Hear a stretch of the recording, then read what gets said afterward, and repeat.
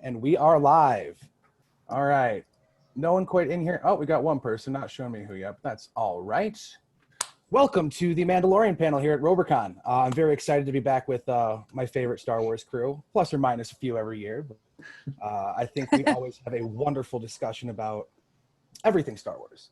And boy, oh boy, do we have an incredible amount to talk about today. I just want to start right off the bat with some introductions. I'm Matt. I'll be your moderator for this panel for today. Star Wars nerd of everything, if you can see all my stuff. And I just love talking about nerdy, geeky things. We'll go counterclockwise in my circle. Anthony. Oh, I actually need to change the view. There we go. Hi, I'm Anthony Borrelli, Jedi Knight and friend of Captain Solo. And I am a very, very vigorous fan of Star Wars. And it's affected my life in more ways than I could possibly imagine. Fantastic. So glad to have you here. Jana. Hi, I'm Jana, and I'm also a all-around Star Wars nerd and fan, and this is the child. And Tom. Hey everybody, Tom Henderson, also huge Star Wars fan, and like my buddy Jana, I'm also a Star Wars costumer, so Jana and I literally eat, sleep, breathe, and wear Star Wars. Live. Yeah. We're the historical reenactment, only Star Wars, pretty much. I love that. I want to watch that documentary. All right, right off the bat, I want to start off with our feelings leading into the series, not knowing what the first live-action Star Wars television series was going to look like, and your impressions after seeing that first episode. Let's go in the same order: Anthony, Jana, then Tom. Okay. Yeah, I was excited. I was excited for the prospect of the show. It's interesting for me because this kind of stuff isn't really what hooks me into the movies and so forth initially. So it was kind of I had a bit of a mixed response at first. It was definitely kind of a new way of doing things, particularly because as an audience we have to follow a character who we can't see his face, we don't know very much about him, and but so it's kind of a tough sell. So my first impression was I love the look of it. It's got that atmosphere nailed down. You can tell there's a lot of soul in this show, and there's a lot of potential for things. And I think they sowed the seeds very well. I think you bought it. They took it seriously. At first, it did kind of feel to me like, for better or for worse, it felt a little episodic to me in the sense of like when I was watching the original Clone Wars cartoon shorts that came out, like the Samurai Jack type ones. It kind of felt not that same way, but it kind of felt like I didn't have. It was just hard for me because I couldn't see his face and I couldn't follow his emotional, his character very well. By the end, but I was very enraptured in it, and there was something about it that just kept making me want to see the next episode, which I think is a win. Absolutely, I completely agree. Jana. I have always been super fascinated with Mandalore and the Mandalorians, and I was at Celebration when the trailer premiered, and I was really, really bummed that I didn't make time to go and see it because I guess I just didn't really know what to expect. I remember sending you screenshots while you were at Celebration, and I was freaking out about it. And then I had no idea. Like, I wasn't really paying attention because I was doing who knows what. But I didn't really know what to expect. But as a friend of mine, and I think also probably all of these panelists have said, any more Star Wars is good. So I guess that's just, I'm enjoying it because it's more Star Wars. Definitely. Wonderful. And Tom? We were talking just before the panel started about this very question, and I had made mention of all the films that Disney had produced Star Wars related, that Rogue One was my favorite because it didn't necessarily follow the Skywalker story. It gave us a story of characters that we had only heard about kind of, vague reference in the opening crawl in episode 4. And now we get to see those people fleshed out and brought to life. And the other thing that just kind of sold me on this is, fun fact, I am a massive spaghetti Western fan, like absolutely just love spaghetti Westerns, especially the Clint Eastwood Man with No Name trilogy, or as Blondie, as he's called in Good, Bad, and the Ugly. And this Mandalorian series, that character for me followed a very similar story arc, or very archetypal of that character. And also, the show kind of followed, something that was kind of classic, this whole father protecting his son, if you will.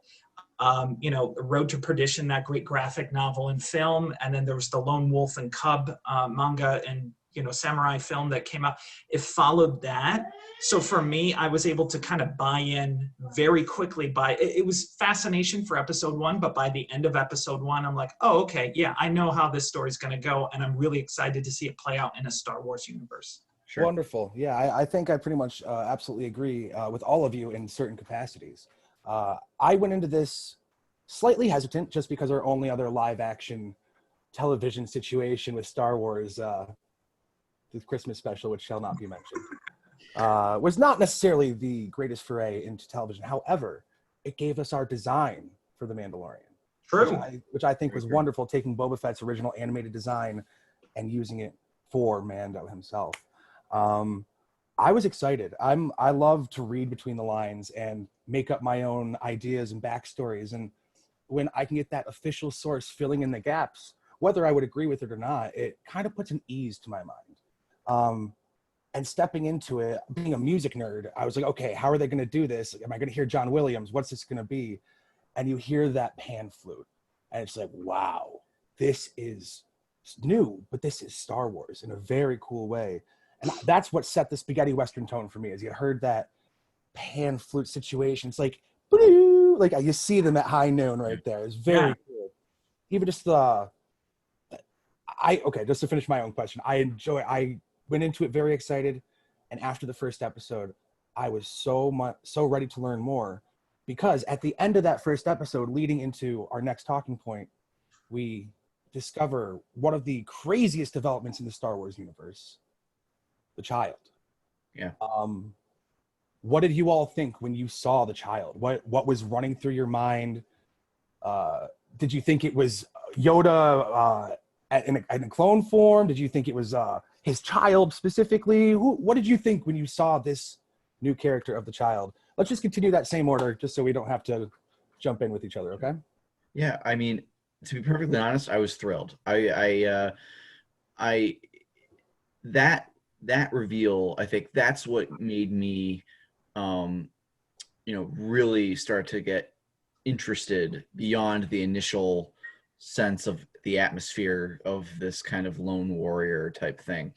It made the connection that this is a different genre than the type of Star Wars stories we've seen in the 9 movies, of the episodic movies, but this is nonetheless very connected to that. And I was thrilled because that the mystique of Yoda's species, and I believe there was never a firm proof, but I think they're called the Wills, because there was an initial thing when George Lucas created the Star Wars stories, like it was a story from like the Chronicles of the Wills or something like that. I'm not sure, but to me it showed that this was an opportunity to maybe kind of try and open up that mystique of Yoda's species. And what also made it interesting to me is that it kind of helped, because he's such a child, and obviously there's a long journey ahead of him for this little character, and he's got like a lot of fun scenes in this show. It kind of also mentioned that like there's a reason we're not going to probably see him. We wouldn't have seen him in like the sequel trilogy because he's off doing his own thing. So when he first shows up, you're like, oh geez, well, like where was he when like they could have used him in the movies? And well, it's a different storyline. So that really hooked me. Fantastic. Jana, what about you? I didn't get to see the first 3 episodes until at least a couple weeks after they had come out, so I knew everything already. And I had already heard everybody's theories and things, so I don't actually get to have that like surprise moment that everybody else had. I guess I just am kind of, I haven't really come up with any ideas myself. I'm kind of just going off of what I'm hearing everybody else discuss about it. And I guess we'll just see where it goes. Absolutely. Tom. Well, once I picked my jaw up off the floor at the end of episode 1, kudos to, Jon Favreau and crew for, keeping that a really tight secret, up until that first episode reveal, when the client says, the person, the package that he's looking for is 50 years old. I mean, instantly we're all thinking, okay, it's going to be middle-aged someone.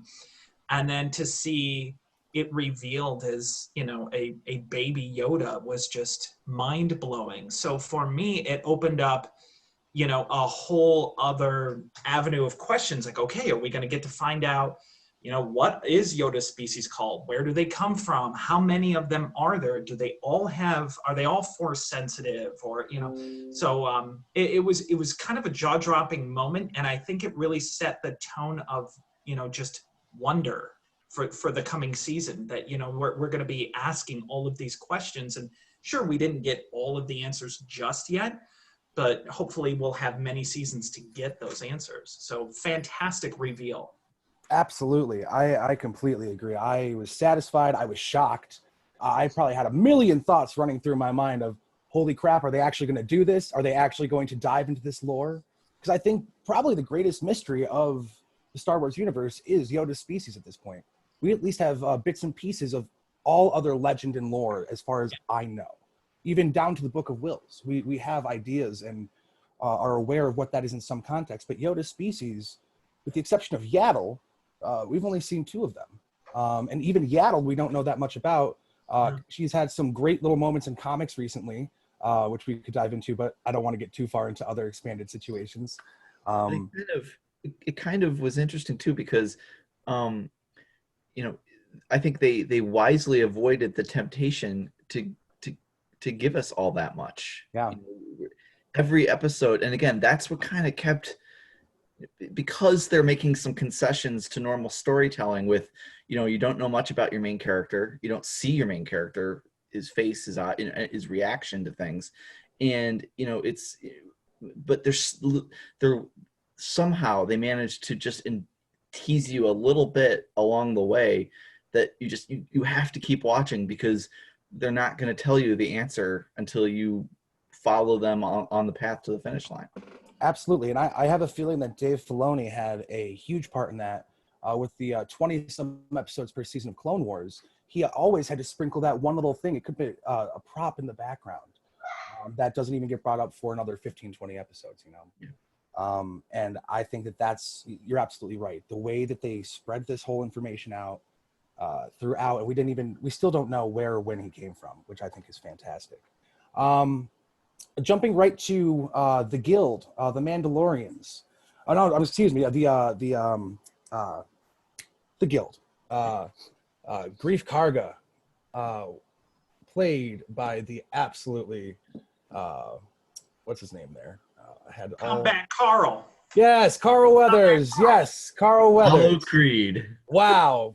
First of all, we got Carl Weathers in Star Wars now, so that's absolutely incredible. I loved the idea of the Guild, an association for these bounty hunters to go do what they need to do. We've never had that answer of, is there a phone number that Vader called to get all those people? But now we know there is a guild, and I'm sure there's many other situations and groups out there like that. Just thoughts on seeing this new bounty hunter guild that we had never seen before. It's fleshing out something that the movies hinted at, mm-hmm. and expanding it, because yes. The movies didn't have to show us everything, and this is the time to flesh that out. The characters I think are very interesting. They're cutthroat, but they're also but it's not. It's more than that. They're not like bad guys. I mean, it might be perceived. Again, it's like the point of view type aspect, and there's a code here. There's nuance to them. They'll stab you in the back if it's convenient, but then they'll stand by you when it's in their interest. I think it created an interesting dynamic in the show, and I think they played it well. I think they gave us some. They weren't all super likable characters, and in different ways. They were sometimes but you kind of wanted to know more about them too. And it's just, again, it's like that little thing where you don't have a lot of backstory with these characters, but somehow there's something that just when they're on, you're listening to what they have to say and you're watching them because you don't really know what they're going to do next. You have an idea in your head, but you don't really see it coming necessarily. Absolutely. And I love that they gave us the Guild and the remnants of the Empire so close together right there to see that drastic juxtaposition between both of them. Because the Guild, you expected these are the bad guys, and then all of a sudden you see the remnants of the Empire, and they're the bad guys. But still, we don't know, like you're seeing that mystery on both ends of that, whether it's the Guild or that little remnant. Why is that remnant still there? Why is the Guild located where they are? Things along those lines, yes. Jana, what about you? Just to bounce off of what's already been said, it's really awesome to see like how much we're fleshing them out, the bounty hunters. And I always, for some reason, they always make me think of a quote from an anime that I saw. It's from like 1979 or something, and it's a guy that's doing morally questionable things, and he says, "I'm just doing it to pay the rent." And I think that speaks a lot to the bounty hunters in this situation. And yeah. Absolutely. Tom, what about you? So again, for me, it kind of goes back to how I made that connection to like spaghetti westerns, about how in a spaghetti western film, you don't necessarily have a lot of good guy, bad guy. The main hero is usually gray. That they'll do some good things, but then they'll also do some pretty not so good things. But their heart is behind what they're doing. They believe that what they're doing is the right thing or is a good thing. To be able to see that there's a collection of these bounty hunters, that it's not just, Bosk and IG-88 and Dengar and Boba Fett just kind of working on their own and doing their own thing, but to see that they belong to some sort of collective where they have to follow a series of rules. And that there is kind of a code of honor amongst these bounty hunters was kind of a neat thing to see. You do whatever you have to do to get the job done, but make sure that you're following Guild code. And it was kind of neat to see how almost fearful everybody was of breaking that Guild code. Grief Karga kept, making mention to the Mando that, this is the Guild, man. You're going to be out of the Guild. So it's like a huge deal. And them referencing it right away from episode 1 kind of cemented that in our brains that this is kind of a big thing and much bigger than maybe we thought it was. Well, absolutely. And I think that could be said about the Guild, said about the remnants of the Empire, like I said, still lingered around. But then in that same episode, we also got taken to Sanctuary, where we saw the Mandalorians themselves, learned a little bit more just from what we saw of where they've been, who they are, how many are even just in this one faction alone, that's hiding out. And we met one of my favorite characters in the entire series, the Armorer. Lots of mystery behind the Armorer, lots of ideas and theories on who they may be, or if they were a character that we've seen in the past that's underneath that helmet or not. What thoughts just on seeing so many different types of Mandalorian armor on that screen, between jetpacks, between different types of blasters, between tactical units? Did your little nerd hearts explode a little bit, be able to look at all those details in those moments? It's kind of I love just the throwback of like this Greek Spartan kind of element to these characters, where with these helmets, and I think that's what's so funny about these characters. Like Boba Fett comes out. I mean, in the movies, it's funny because even in the audio commentary for Return of the Jedi, George Lucas, I think, pretty much says if he had any clue that Boba Fett was going to be such a popular character, he would have fashioned a much more dignified end to him in the movie. And it's just like, this guy is originally created just to be a kind of a badass looking, bounty hunter that takes in Han Solo, and it's just a cool looking helmet. But there's something about that just hooked people, and I think we got a little bit more of that, which is fascinating. And again, not too much, just a little bit here for purposes of this story, and there's a clear showing that there's more to it. And I just kept thinking of like these ancient Greek warriors to these guys. I think you look at the spaghetti western hero, and sometimes even an anti-hero, you have that element, but you also have it just evoked like these memories of like the 300 and the Spartans, and just their helmets and forging weapons, and just there's that aspect to it, which just made it very fascinating. Wonderful.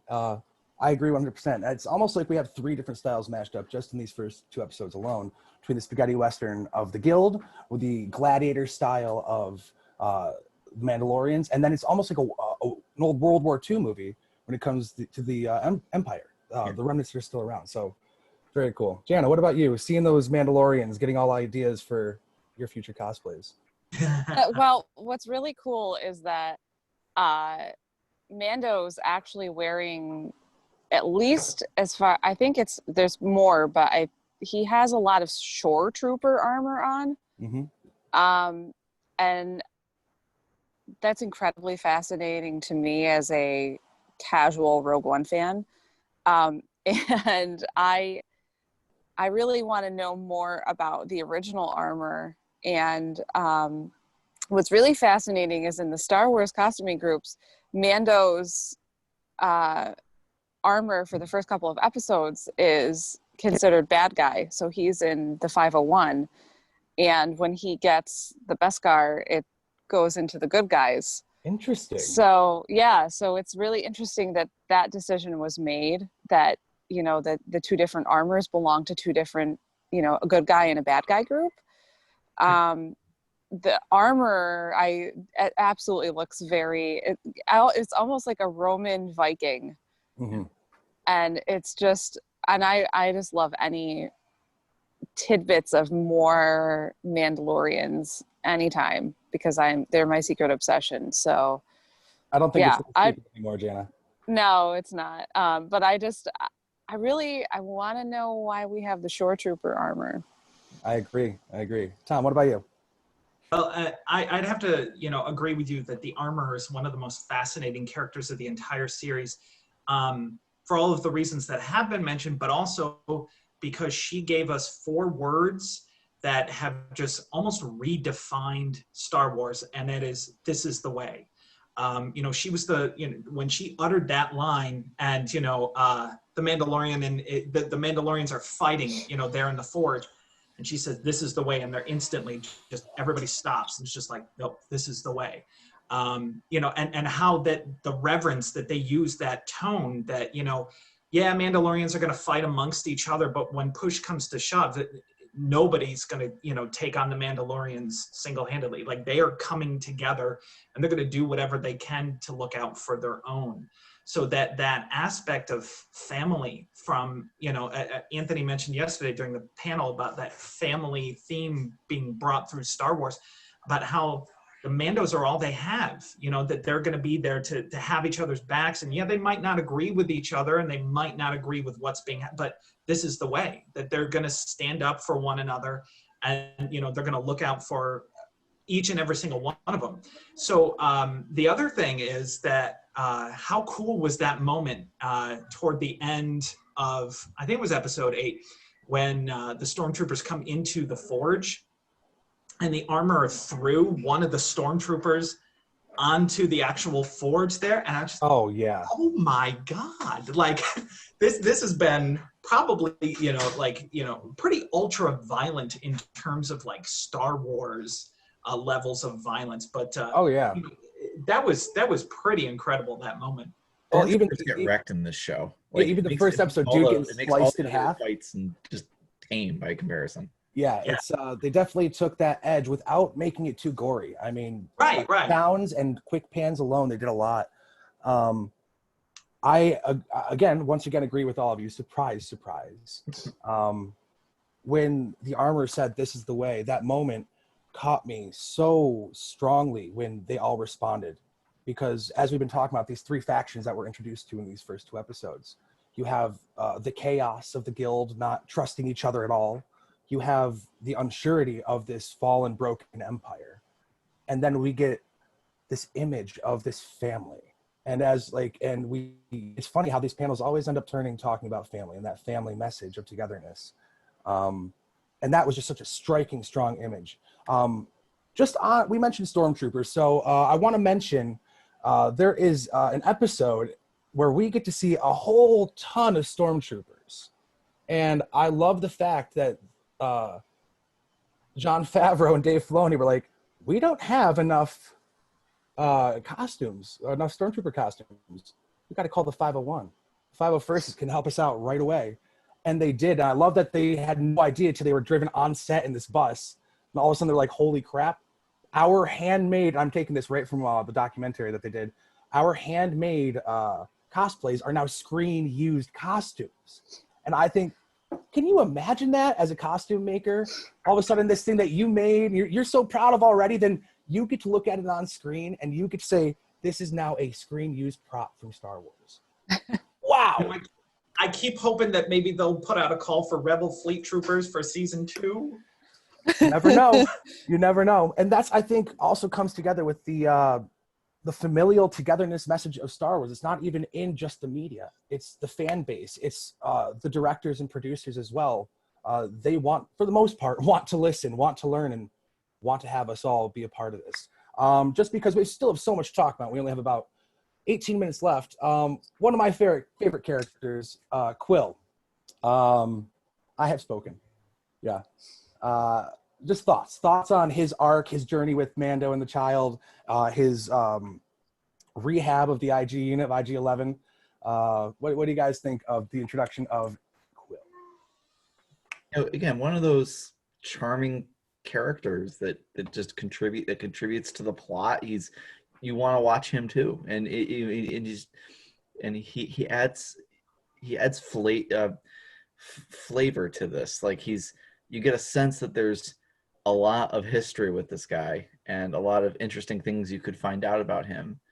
But I think every scene he was in meant something, which I thought was kind of cool. Like he didn't really seem to be introduced as kind of a character to watch. He almost, like when you first met him, he was kind of, and I forget the scene, but he just kind of felt like he was there for that reason alone, and then that's it. And then you get more to it. And I think that's one of the great aspects of going about it this way with this show. I thought this is what they did right, which was, create characters that you wanted to watch. Absolutely. Jana? He has so much to offer, and he's one of those characters where in a way you want some kind of like a comic series or a novel or something like that, but at the same time you're like, okay, maybe we can just leave it where it was and come up with our own stories for him. Absolutely. Tom? For me, his character was the Mandalorian's Obi-Wan. There's always that one character that's a little bit older, a little bit wiser, the guy who's been through something, and pretty much every Star Wars film or cartoon or whatever, there's always that one character that takes on that Obi-Wan type role. And that's who he was for me during this, that, he was going to be that guiding hand, the voice of reason, if you will. And, we've got this land of lawlessness between the Remnant, the Guild, and the New Republic, and everybody's fighting out to see who's going to be in charge. And he kind of comes across as the voice of reason in all of that. Absolutely. I even think down to the point where everyone else who sees Mando is a little scared. They're looking, what's going on with this guy in this armor. and he literally just doesn't give a crap. He's like, No. yeah, I have spoken. That's my word is word, and that's what's going to happen with it. Quirks, you know, these kind of like little character quirks. It's a very serious thing, and they somehow inject those little bits of humor. It's just a line. I've spoken.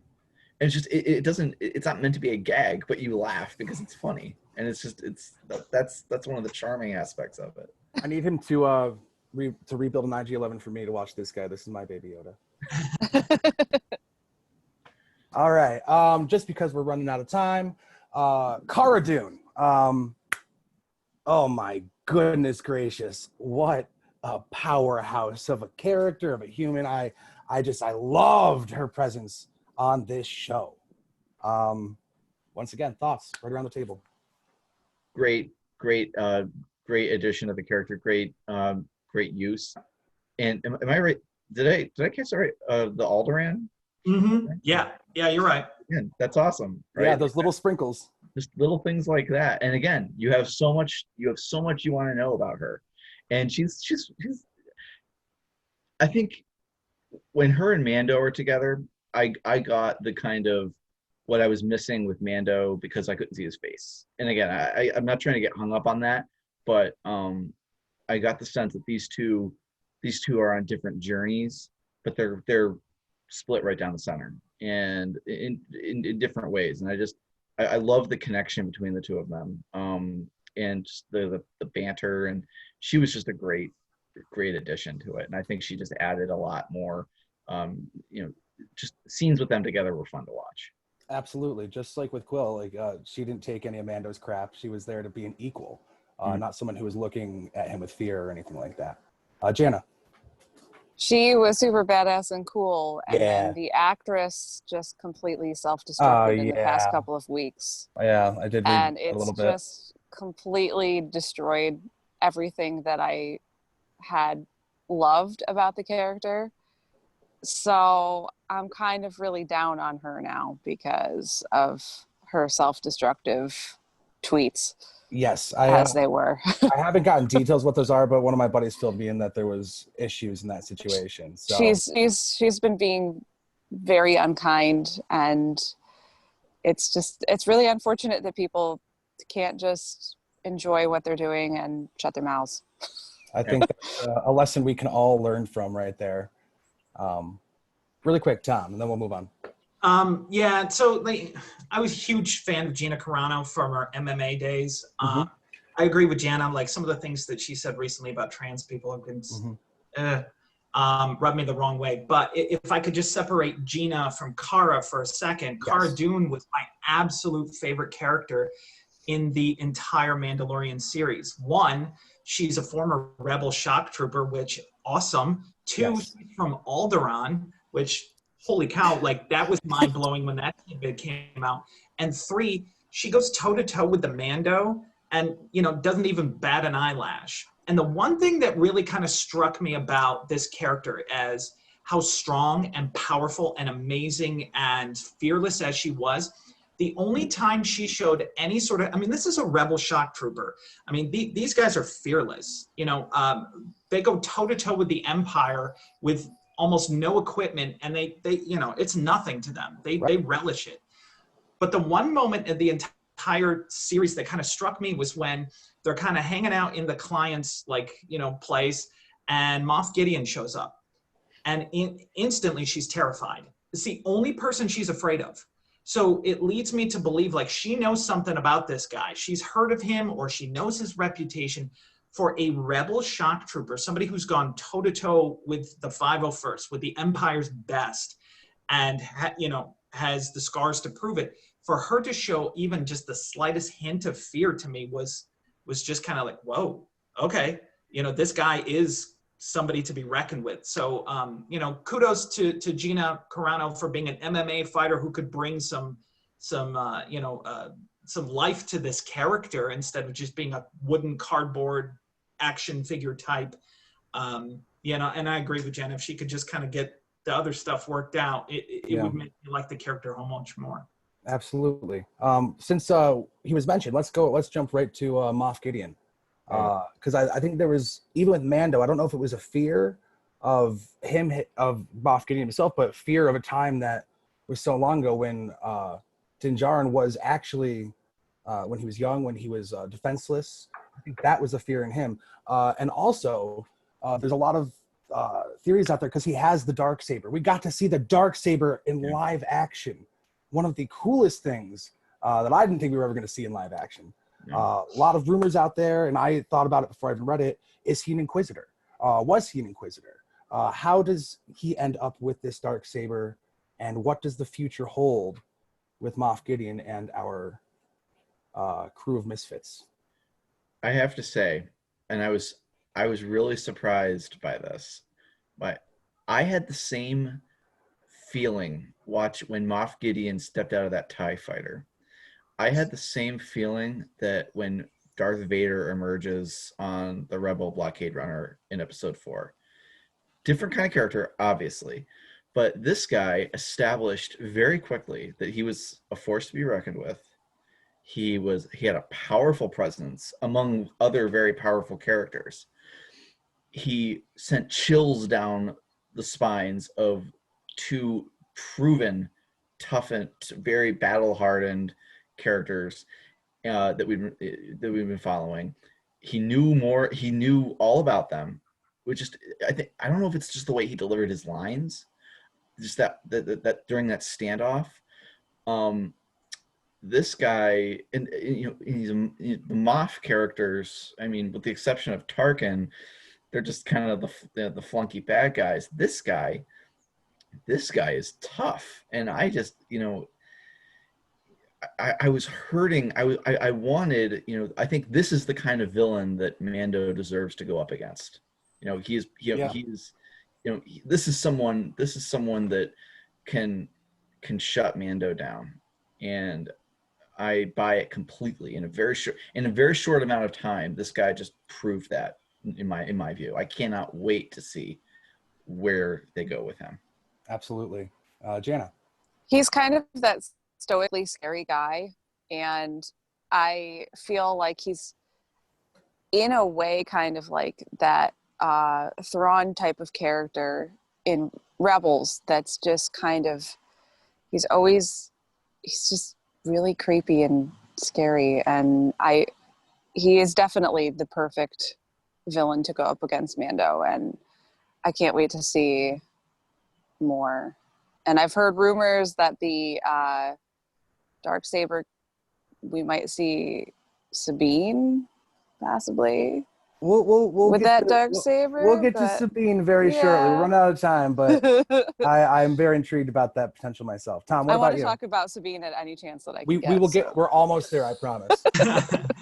So I remember reading, when the cast list was first introduced for Mandalorian, and I saw that Giancarlo Esposito had been added to the cast, and my mind instantly went to Gus from Breaking Bad. And Gus for me is the most terrifying thing I've ever seen in a television show. Absolutely horrific. He gave me nightmares. And to think, oh my God, there's Gus in Star Wars. And I'm thinking like, no, he's not going to be. Yeah, he's Gus. He's Star Wars Gus. Yeah.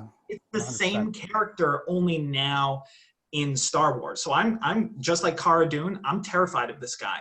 The other thing that I thought was really ironic was that he has the Darksaber, and the last time, or when it was first introduced, it belonged to House Vizsla. Right. And Pre-Vizsla had it as, leader of the Night Watch. And, so it initially was a Mandalorian weapon. Right. So for him to now have it and to use it against, hopefully, that we're going to see him in conflict against a Mandalorian is a very interesting dynamic to see him kind of use this weapon that's been so revered by the Mandalorians against a Mandalorian. Kind of cool twist. Absolutely. And since we have about 6 minutes left, I'm going to kind of combine a couple questions here. Legacy characters, legacy species, legacy planets. We got to travel to Tatooine. We got to go back into the Mos Eisley Cantina. If you have seen the new trailer, we get to see a lot of species that have just been in the background of different scenes here or there in the past, as well as throughout this first season. First of all, your reaction to Tatooine, landing on it, walking in the cantina, and then your hopes. Let's kind of combine it into one so we can wrap it up and I can get to a couple crowd things. Your thoughts for the future of the series, where you'd like to see this go, and what other legacy planets, creatures, or props you would like to see in there. Very loaded question, but I know you guys can do it. Jeez, I don't know. I mean, the whole thing with the Mos Eisley Cantina, I think that's great, and that's important because, again, it just shows that just because we were done with it, that set piece in the movie, it doesn't mean that this universe is done with it. Life goes on, things go on, stuff still happens. We were there for a few minutes, but more was going on, and there's going to be more happening. Geez, I don't know. I mean, I'll be perfectly honest with you. In terms of like legacy locations, I wouldn't mind going back to Coruscant, in the sense of post Empire. What's that like? We didn't get that in the movies. We didn't get, that planet was a big deal in the prequels, and for various reasons.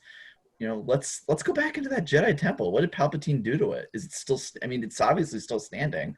You talk about the Darksaber. I mean, is there some kind of secret that maybe they can find in there with the child? And let's just kind of go back in there. Let's just kind of see what the Empire did to this planet politically. I mean, I wouldn't mind even just an episode that goes there. Wonderful. Yeah, I agree all around. Jana. Not that I like Rogue One at all or anything, but I've heard Jeddah mentioned as a place that they might potentially visit because Jeddah's still there. It's just got a giant gaping chunk missing out of it. And there's rumors that I know that Luke and Leia go there in the comics, and there's still supposed to be Jedi things there that have been discarded. And again, it's the Wills, because we had the Guardians of the Wills on Jeddah. So Jeddah, obviously, but I would like to see more where they delve into the Jedi lore of like the Wills, and that's such a cool thing, and I really want to see where that goes. And it's a Lucas thing, which is super fun too. Yeah. Tom. I'd really like to see him go back to Alderaan and his. Oh, wait. Oh. Sorry. Too soon. Too soon. In terms of, sorry. In terms of locations, honestly, it doesn't matter to me. They can all new, or they can revisit places. That doesn't matter to me. In terms of legacy, though, I would like to see more characters brought back. I'd love to see Bosk and Zuckuss and Forlom. Dengar. I'd love to see more of those classic bounty hunters show up more than I would a set location. And then just super quick, when I initially saw that they were going back to Tatooine, I was like, oh God, again. But it didn't feel forced. It didn't feel like it was shoehorned in. It was handled with reverence, and it made sense to the overall story. So, if they do choose to go back to those locations, I have no doubts that it will be handled the same way. As long as it serves the story. Absolutely. Mm-hmm. My hopes, first of all, Tatooine, amazing, wonderful. We get pit droids. There's droids working in the cantina, so you get to see that even in a galaxy far, far away, people can grow and learn and become more accepting. I thought that was wonderful. For the future, the one thought that's been kind of brewing in my mind is this journey of the child, how he's going to learn about the Force and his species and who he is. And the one thought that keeps coming back is retracing the steps of Master Yoda backwards through time, because the more information will be there, the closer to it is. So maybe the first time we get to see the child and Mando go to Dagobah and go into the cave and feel the dark side of the Force there, alongside with having some moments of visions of Yoda. I think there's going to be a strong connection to the species. I hope we get to learn more about Yaddle through that situation as well. I'm just very excited. There's a lot of rumors and drama that things are going crazy, but we don't have time to go into that because there was just so much to talk about through characters and locations alone. I truly wish we had another hour to talk about this because I, for one, truly am enjoying this and cannot wait to see where we go with Din Djarin and the child. Thank you absolutely 100% to my panelists. It's always a pleasure to talk anything nerdy with you guys. Definitely. We had a couple things in the chats. My first thoughts of Baby Yoda were to crunch the numbers of the timeline and an 800-year-old in the original trilogy. Yeah, we don't know any of Yoda's early childhood, so we don't know what's going to happen with that or what happened there, but we will find out, hopefully, in the Old Republic, or whatever, the High Republic. And looking forward to Ahsoka Tano. That's still just a rumor. Nothing quite confirmed there yet. So keep your eyes peeled, keep those ears open, and enjoy the rest of RoberCon, everybody. Thank you so much. We'll see you soon.